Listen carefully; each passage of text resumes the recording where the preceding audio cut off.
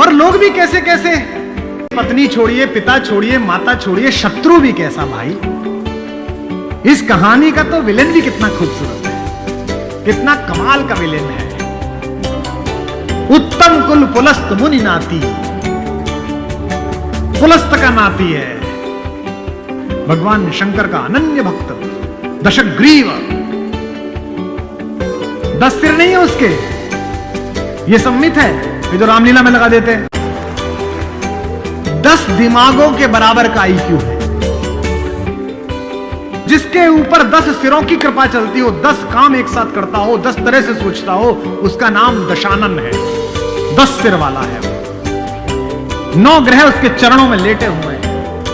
शनि के ऊपर तो पैर रखे बैठा है। फिर भी राम से हार गया। क्यों हार गया, कारण बताता हूं। राम इच्छाओं से मुक्त हैं और रावण इच्छाओं के पाश में, बताऊंगा।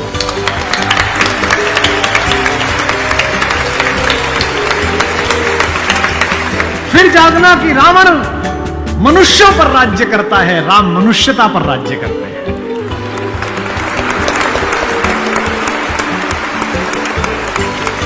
आपको पता है कि जब भगवान ने युद्ध शुरू किया तो पूजा की।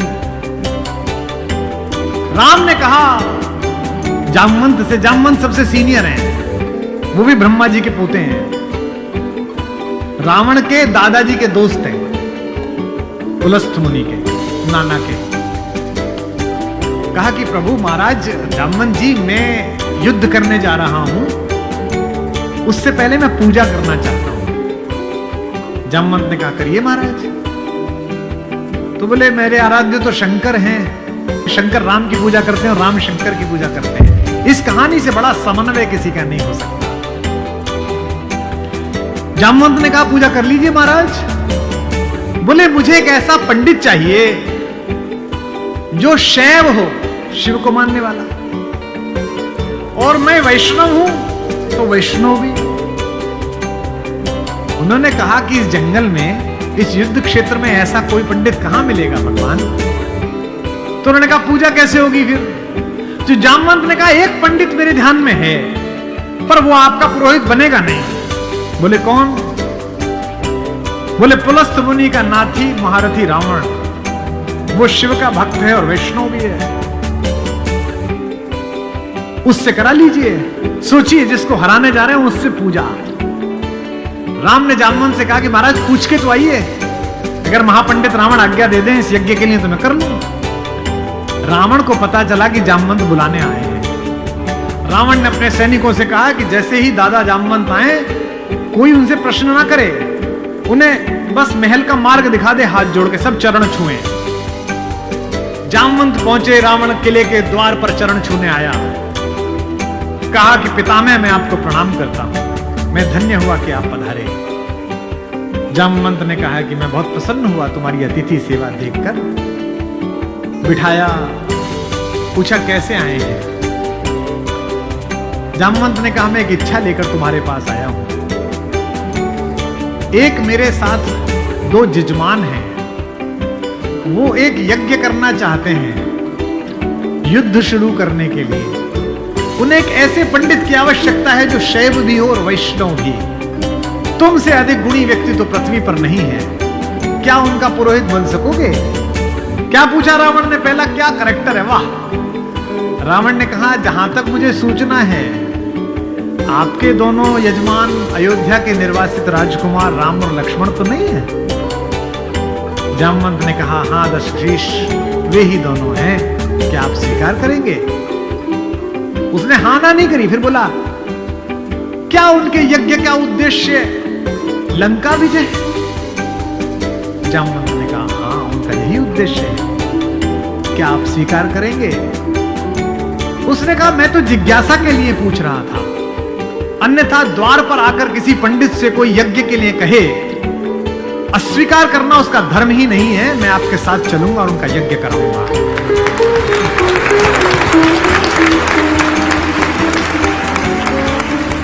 जामवंत ने कहा कि क्या मुहूर्त निकला। उसने नवग्रहों को बुलाया, बोले इधर बैठ, तू इधर बैठ, तू इधर बैठ।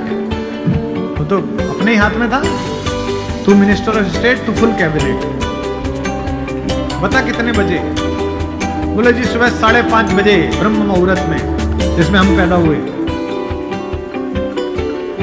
तो उसने कहा ठीक है, 5:30 बजे का मुहूर्त निकला, मैं 5 बजे आ जाऊंगा।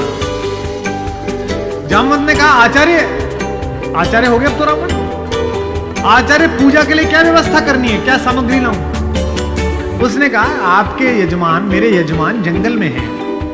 अगर यजमान के पास पूजन सामग्री ना हो तो पंडित का धर्म बनता है कि वो पूजन सामग्री लेके आए, तो मैं लेके आऊंगा। उसने अपने पुत्र मेघनाथ को जगाया, इंद्रजीत को, और कहा बेटा अशोक वाटिका जाओ, अशोक वाटिका जाओ और सीता से कहो मैं उसे मिलना चाहता हूं, एक विशेष प्रयोजन है। थोड़ी देर बाद खुद पहुंचा और कहा सीते, तुम्हारा पति राम लंका विजय का यज्ञ कर रहा है, उसके पास पुरोहित नहीं है, कल सुबह मैं उसका पुरोहित बनूंगा। लेकिन एक विवाहित व्यक्ति की पूजा अधूरी है अगर उसकी पत्नी उसके पार्श्व में ना बैठे।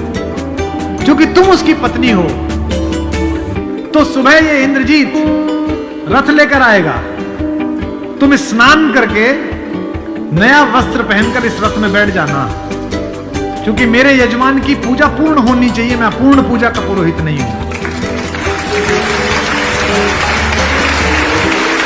और कहा कि तुम्हारी लंका से मुक्ति केवल पूजा तक की है, पूजा होते ही उठना और इसी रथ में वापस बैठकर अशोक वाटिका में आ जाना। क्या तो सीता, क्या राम और क्या रावण, क्या कहानी है। सुबह यही हुआ, शिवलिंग की स्थापना हुई, बालुका की मृत्यु से एक विग्रह बनाया राम ने अपने ओजस्वी हाथों से। राम आजानुबाहु हैं, घुटने तक हाथ आते हैं उनके, ये पुरुषोत्तम का लक्षण है। महाराणा कुंभा वे भी आजानुबाहु थे। कभी कुंभलगढ़ के किले में जाइए, 3 फीट का शिवलिंग है, नीचे बैठ के अपने ही हाथ से लोटे से रुद्राभिषेक करते थे बिना उठे। वे भी सूर्यवंशी थे, राम आजानुबाहु थे। उन्होंने अपने बड़े बड़े हाथों से शिवलिंग तैयार करा, धोती पहने हुए, तिलक लगाए हुए तेजस्वी रावण पहुंचा। राम और लक्ष्मण ने आसन से खड़े होकर अपने पुरोहित को प्रणाम करा। आचार्य, मैं दशरथ का पुत्र राम अपने छोटे भाई लक्ष्मण के साथ आपको प्रणाम करता हूं। दोनों ने पैर छुए रावण के और कहा कि आचार्य आसन ग्रहण करिए। आचार्य ने पूजन प्रारंभ किया। ओम गणपति ओम गणपति। अब ये कि पत्नी कहां से आए? आचार्य ने पूछा राम से। मेरे यजमान विवाहित है? राम ने कहा हाँ आचार्य मैं विवाहित हूं। अपनी धर्मपत्नी से कहिए कि वो आपके पार्श्व में आकर बैठे। राम ने कहा आचार्य मेरी धर्मपत्नी मेरे साथ नहीं है। तो जामवंत ने कहा आचार्य अब पूजा कैसे होगी? बोले पितामह मैंने आपसे कहा था कि किसी यजमान के पास अगर सामग्री किसी भी तरह की पूरी ना हो, कोई व्यवस्था पूरी ना हो, तो आचार्य का धर्म है कि वो पूरी व्यवस्था बना के लाए। बेटा इंद्रजीत, यजमान की पत्नी को उनके पार्श्व में स्थापित करो। अपहरण गई हुई मां हमारी जगत जननी भारतेश्वरी पार्श्व में बैठी।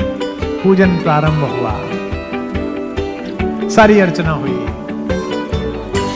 और पूजन के बाद रावण ने कहा कि मैं आप दोनों यजमानों को आशीर्वाद देता हूं कि आप दोनों जिस संकल्प के कारण ये पूजा कर रहे हैं, आज सारे देवता उपस्थित होकर आपके संकल्प को पूर्ण करें। मैं आशीर्वाद देता हूं।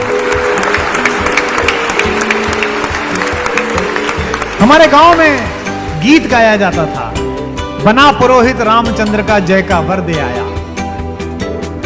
जब चलने लगे तो राम ने पूछा, बोले आचार्य दक्षिणा? तो आचार्य हंसा। बोला त्रैलोक्य की संपदा आपके आचार्य के पास है,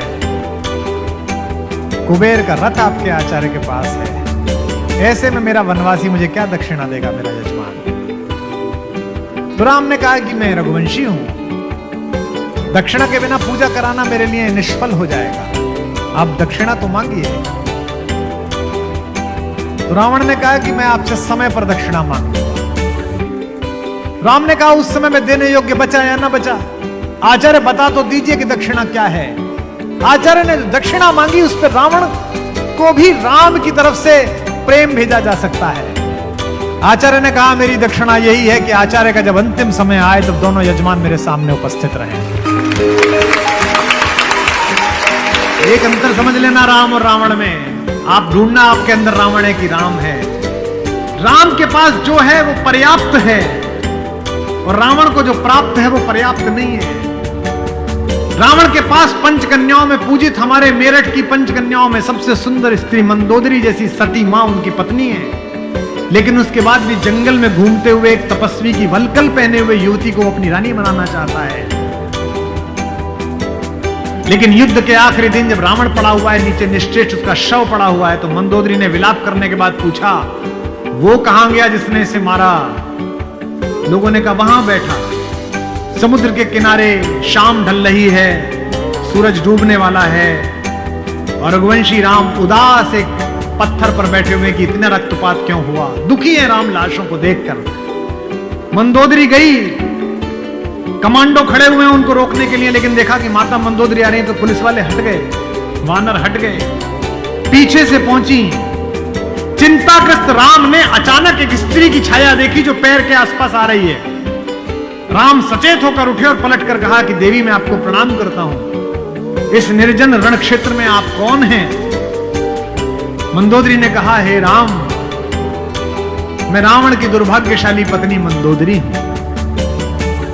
राम ने कहा मां मैं आपसे क्षमा चाहता हूं।